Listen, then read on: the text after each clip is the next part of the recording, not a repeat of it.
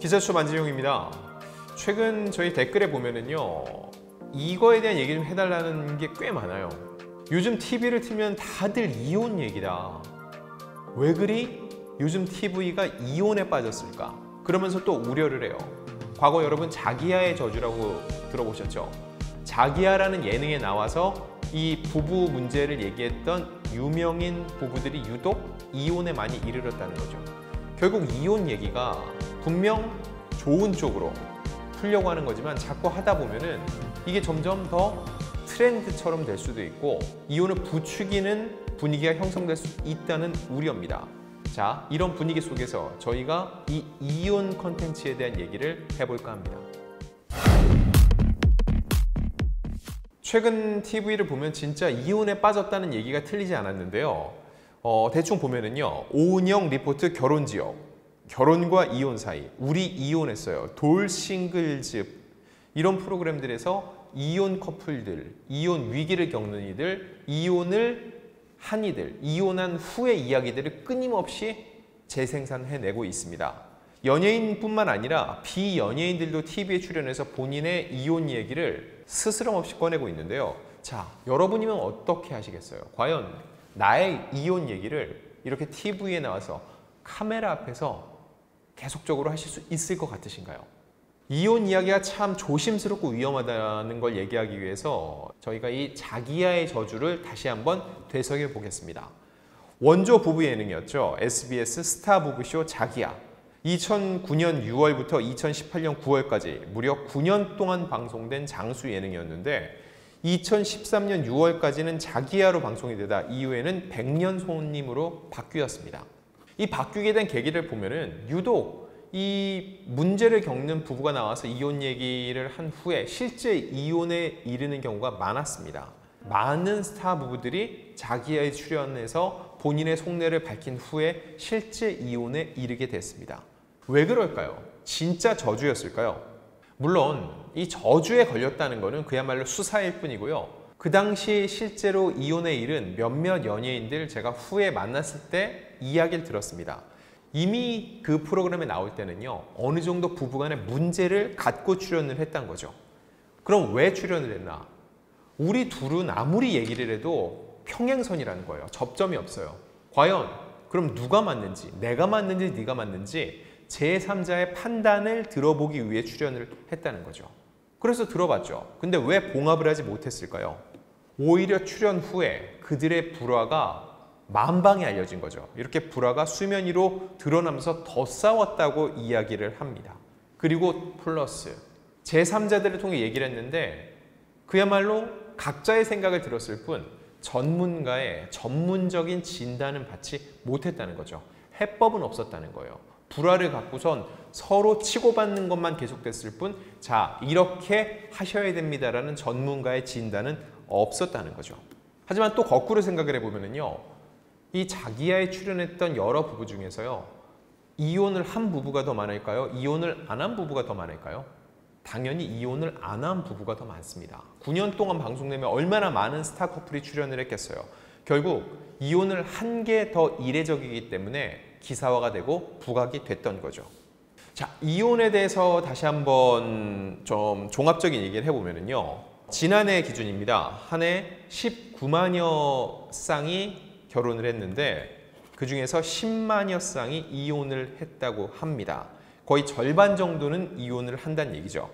그렇다 보니까는 이혼을 경험한 이들도 많고 이혼 이야기에 귀를 기울이고 공감하는 이들도 많아집니다. 그러다 보니까 자연스럽게 안방에도 이혼 예능이 많아지는 거죠.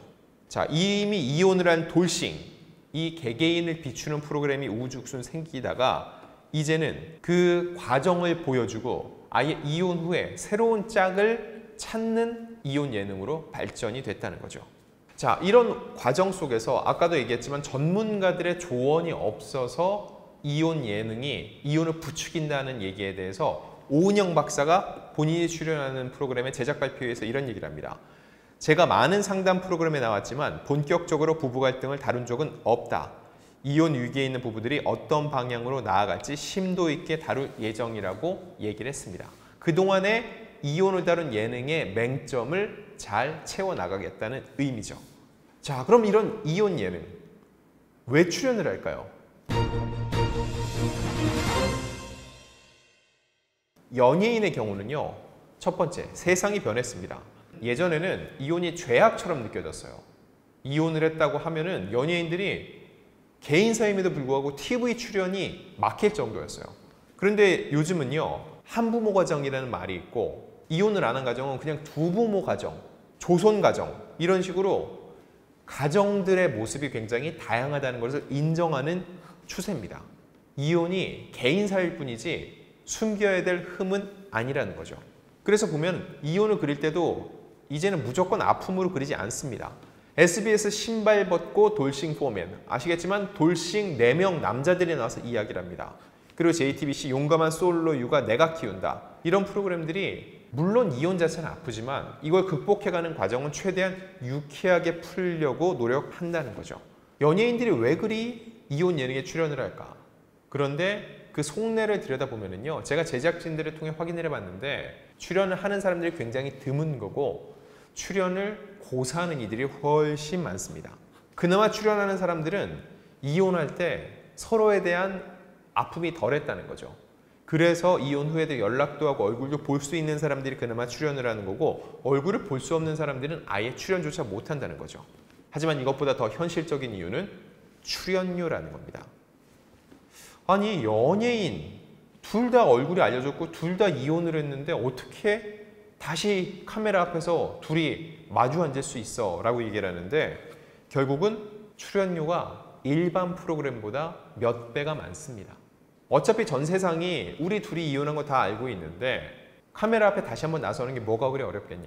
여기에 플러스 알파, 출연료가 월등히 높다 보니까 이 제작진들의 제안을 받아들이게 된다는 거죠. 자, 이게 연예인들의 경우면은요, 얼굴이 알려지지 않은 비연예인들, 일반인들의 경우는 왜 이 이혼 예능에 출연을 할까요?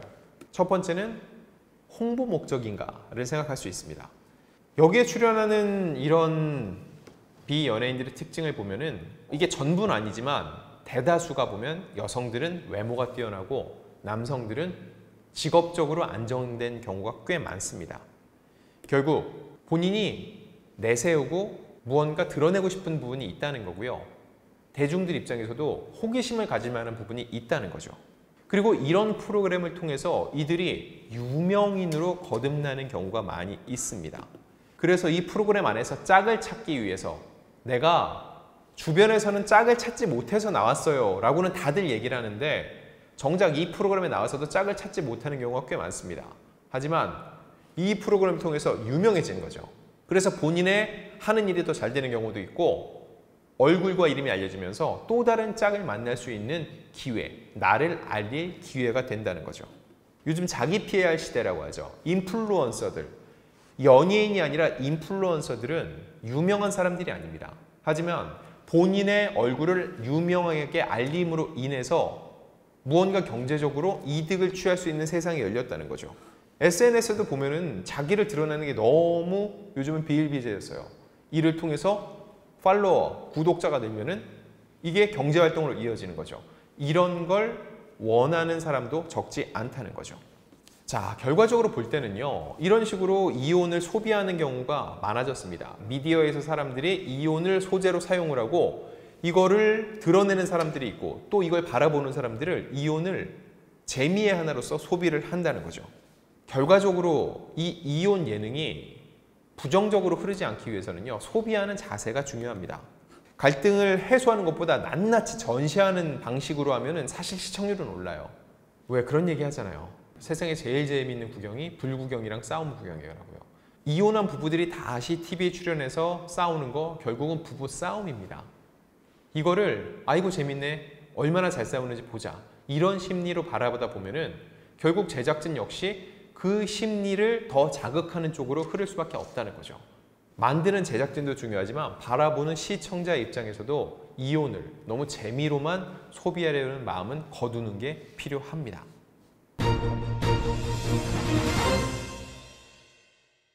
이게 결론적으로 보면 사생활을 파는 거거든요. 연예인의 사생활이 하나의 쇼 비즈니스가 돼버렸어요. 이런 관찰 예능의 끝판왕이라고 볼 수 있거든요. 처음에는 나 혼자 사는 걸 보여주다가 연애하는 거 보여주고 결혼하는 과정을 보여주고 결혼한 후에는 그들의 삶을 보여주고 아이를 낳으면 육아 예능을 보여주고 그러다가 싸우면은 또 나와가지고 티격태격하는 모습을 보여주다가 실제로 이혼을 하고 궁극적으로는 우리 이혼해소에 나와서 이혼 후의 삶까지 보여주는 것. 인간의 삶의 패턴인데 이거를 전부 다 예능의 하나의 굴레로 만들어버리고 있는 거죠. 이게 결국은 엿보기 심리거든요. 다른 사람들은 어떻게 살까? 나는 그렇게 살고 싶지 않지만 남들이 그렇게 사는 모습은 보고 싶어하는 심리. 그 삶을 보여주는 카메라에 사람들이 눈을 자꾸 빼앗길 수밖에 없는데 제작진 역시 좀 더 각각 인간의 삶을 따뜻하게 바라보고 또 그들의 삶을 조금 더 따뜻한 시선으로 바라보는 사회적 시선 역시 필요합니다.